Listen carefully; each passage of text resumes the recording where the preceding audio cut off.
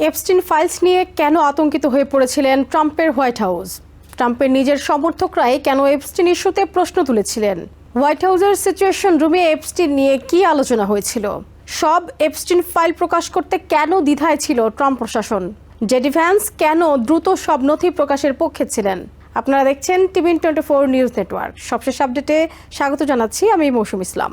Jeffrey Epstein files ঘিরে দেশের রাজনীতিতে তৈরি হওয়া বিতর্ক প্রেসিডেন্ট ডোনাল্ড ট্রাম্পের হোয়াইট হাউসকে বড় ধরনের সংকটের মুখে ফেলেছিল।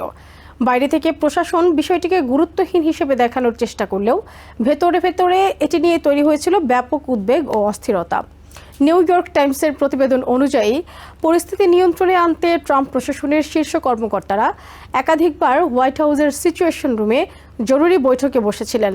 সাধারণত জাতীয় নিরাপত্তা ও অত্যন্ত গুরুত্বপূর্ণ সংকট মোকাবিলার সিদ্ধান্ত নেওয়া হয় এই কক্ষে, কিন্তু এবার আলোচনার কেন্দ্রবিন্দু ছিল জেফ্রি এপস্টিনের ফাইলস এবং সেটি প্রেসিডেন্ট ট্রাম্পের উপর কী ধরনের রাজনৈতিক প্রভাব ফেলতে পারে।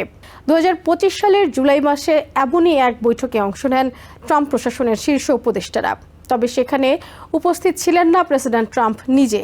বৈঠকের মূল লক্ষ্য ছিল এপস্টিন বিতর্কে প্রশাসনের বার্তা কী হবে এবং কিভাবে ক্রমবর্ধমান রাজনৈতিক চাপ মোকাবেলা করা যাবে।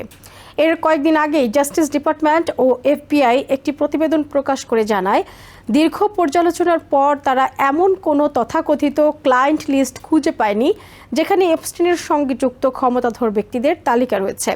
প্রশাসনের আশা ছিল এই ঘোষণা বছরের পর বছর ধরে চলা জল্পনা কল্পনা ও ষড়যন্ত্র তত্ত্বের অবসান ঘটাবে, কিন্তু বাস্তবে এর উল্টো প্রভাব পড়ে। বিশেষ করে ট্রাম্পের মেগা সমর্থকদের একটি বড় অংশ ক্ষুব্ধ হয়ে ওঠে, কারণ তাদের অনেকেই দীর্ঘদিন ধরে বিশ্বাস করতেন এপস্টিন ফাইলসে বিশ্বের প্রভাবশালী রাজনীতিক, ব্যবসায়ী ও ধনীদের গোপন তথ্য রয়েছে।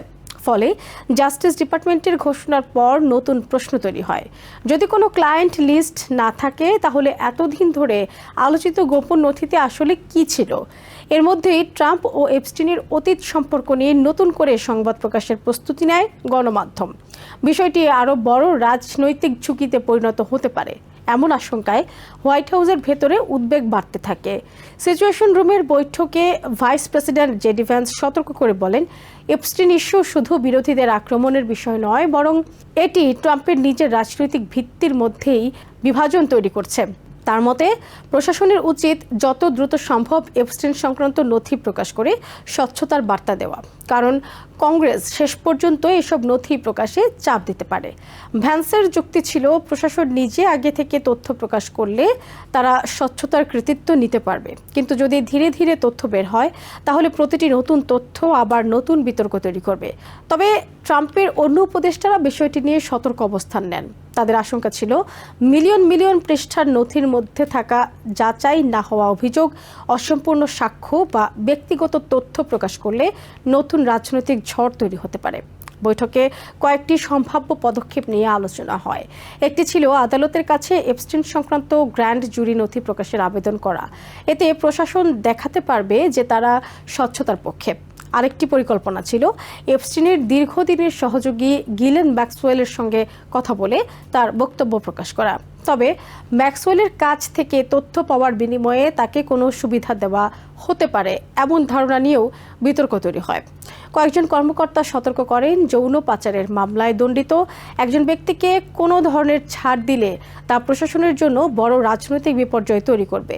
এদিকে ট্রাম্প নিজে এপস্টিন বিতর্ক নিয়ে ক্রমেই বিরক্ত হয়ে উঠছিলেন। তিনি বারবার দাবি করেন তার বিরুদ্ধে কোনো অপরাধের প্রমাণ নেই এবং পুরো বিষয়টি রাজনৈতিকভাবে তাকে ক্ষতিগ্রস্ত করার চেষ্টা। তবে সমস্যা হলো, এপস্টিন ফাইলস প্রকাশের দাবি একসময় ট্রাম্পের নিজের রাজনৈতিক শিবির থেকেই জোরালো হয়েছিল। মেগা আন্দোলনের অনেক পরিচিত মুখ, অনলাইন প্রভাবশালী ব্যক্তি এবং ট্রাম্পের ঘনিষ্ঠ কয়েকজন দীর্ঘদিন ধরে দাবি করেছিলেন সরকার এপস্টিনের প্রকৃত তথ্য গোপন করছে। তারা বলেছিলেন ক্ষমতাধর ব্যক্তিদের রক্ষা করার জন্য এসব তথ্য প্রকাশ করা হচ্ছে না। ফলে যখন ট্রাম্প প্রশাসন নিজেই জানায় যে কোনো গোপন ক্লায়েন্ট লিস্ট পাওয়া যায়নি, তখন অনেক সমর্থক সেটিকে বিশ্বাসঘাতকতা হিসেবে দেখেন। প্রশাসনের ভেতরেও এই ইস্যুতে মতবিরোধ দেখা দেয়। কেউ মনে করেন শুরু থেকেই প্রত্যাশা বেশি বাড়িয়ে দেওয়া হয়েছিল, আবার কেউ মনে করেন সব নথি প্রকাশ করাই ছিল সবচেয়ে সবচেয়ে ভালো পথ। জাস্টিস ডিপার্টমেন্টের কর্মকর্তারা জানান, এপস্টিন সংক্রান্ত কয়েক মিলিয়ন পৃষ্ঠার নথি পর্যালোচনা করা হয়েছে। এর মধ্যে ছিল তদন্ত প্রতিবেদন, সাক্ষাৎকারের নোট, আদালতের নথি এবং অন্যান্য তথ্য। তবে এসব নথির অনেক অংশে ভুক্তভোগীদের ব্যক্তিগত তথ্য এবং যাচাই না হওয়া অভিযোগ ছিল। তাই সবকিছু প্রকাশ করা আইনি ও নৈতিকভাবে জটিল হয়ে পড়ে। পরিস্থিতি আরও উত্তপ্ত হয় যখন কংগ্রেসের দুই দলের কিছু সদস্য এপস্টিন ফাইলস প্রকাশের দাবিতে একসঙ্গে চাপ তৈরি করতে শুরু করেন। শেষ পর্যন্ত এপস্টিন ফাইলস ট্রান্সপারেন্সি অ্যাক্ট নিয়ে আলোচনা শুরু হয়, যার লক্ষ্য ছিল সরকারের কাছে থাকা আরও বেশি তথ্য জনসমক্ষে আনা।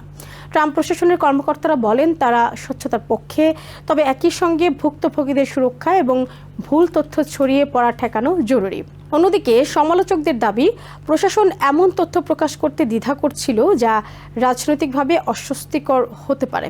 এপস্টিন বিতর্ক শেষ পর্যন্ত শুধু একটি অপরাধ তদন্তের বিষয় থাকেনি, এটি পরিণত হয় ক্ষমতা, স্বচ্ছতা, রাজনৈতিক বিশ্বাস এবং সরকারের উপর জনগণের আস্থার বড় পরীক্ষায়। ট্রাম্প ও তার সহযোগীরা বারবার বলেছেন, এপস্টিনের অপরাধের সঙ্গে প্রেসিডেন্টের কোনো সম্পৃক্ততার প্রমাণ নেই। তবে প্রকাশিত নথি, পুরনো সম্পর্ক এবং রাজনৈতিক বিতর্কের কারণে বিষয়টি এখনও আলোচনায় রয়েছে।